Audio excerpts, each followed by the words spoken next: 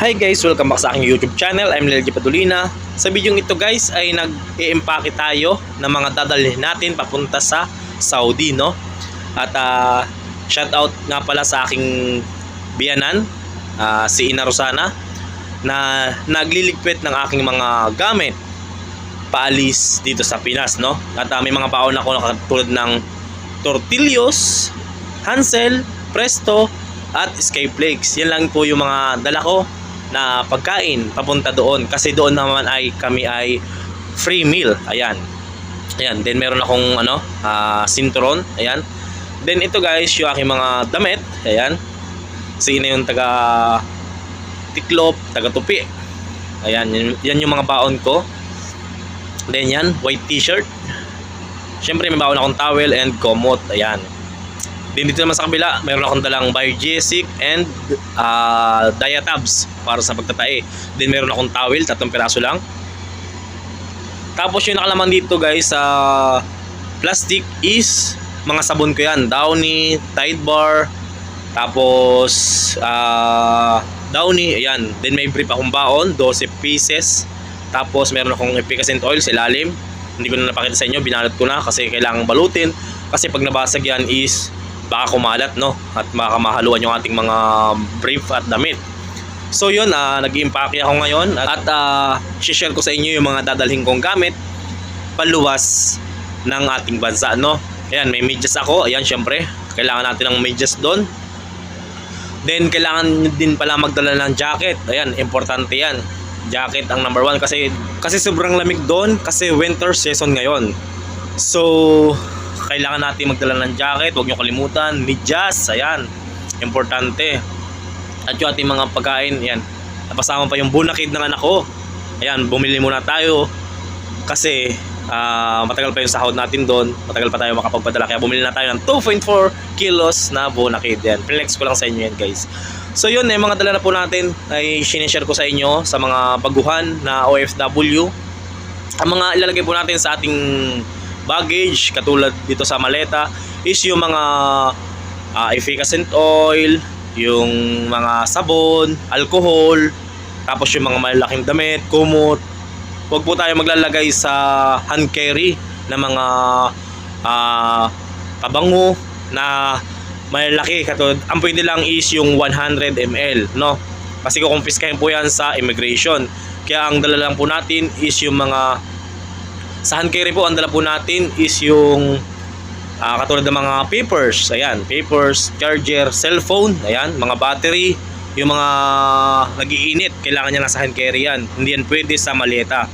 Ang sa maleta lang natin yung katulad ng mga sabon, efficacent, alcohol, tapos yung mga damit, mga jacket, kumot, tapos yung mga biscuits natin. Ayan. Hindi na ako nagbaon ng makamadami kasi nga sabi sa akin ng nauna sa akin na batch is free foods naman doon. So magagastusan ako lang malaki kapag bumili pa ako dito sa Pilipinas ng sobrang daming baon. Baka hindi ko naman makain yun pagdating ko ng Saudi.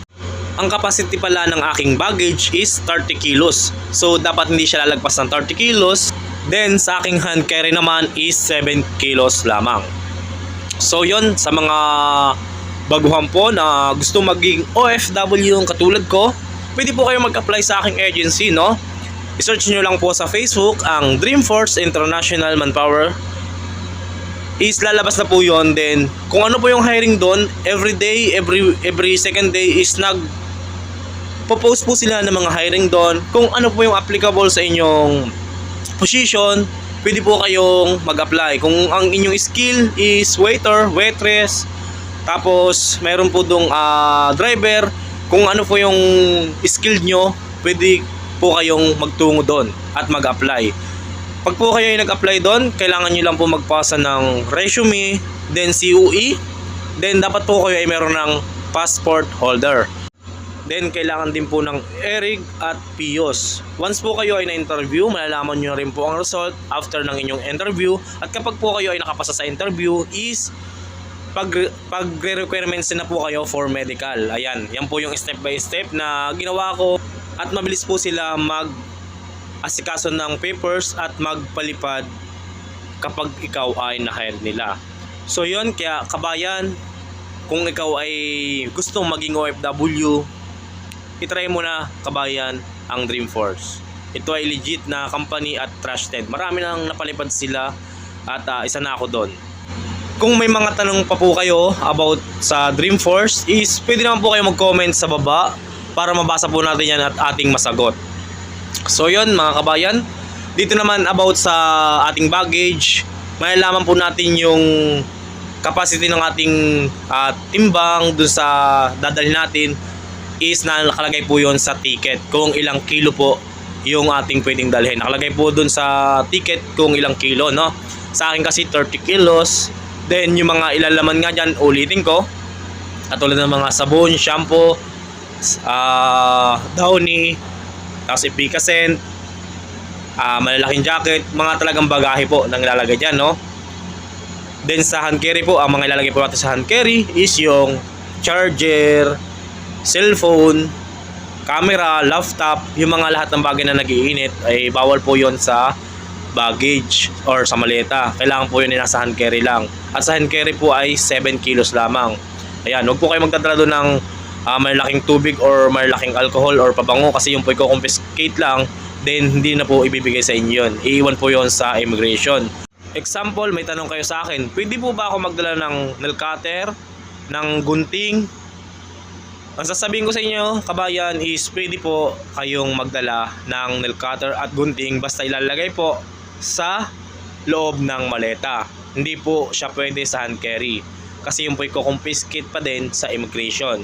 Sana kabayan ay nakatulong itong maiksing video ko sa inyong lahat, at sa mga gusto maging OFW, apply na po kayo. At kung hindi ka pa nakasubscribe sa aking YouTube channel ay maaari bang humingi ng subscribe para lagi kang updated sa ating ilalabas na video. So yun, sana kayo pala rin sa pag-apply at salamat sa inyong panonood. God bless.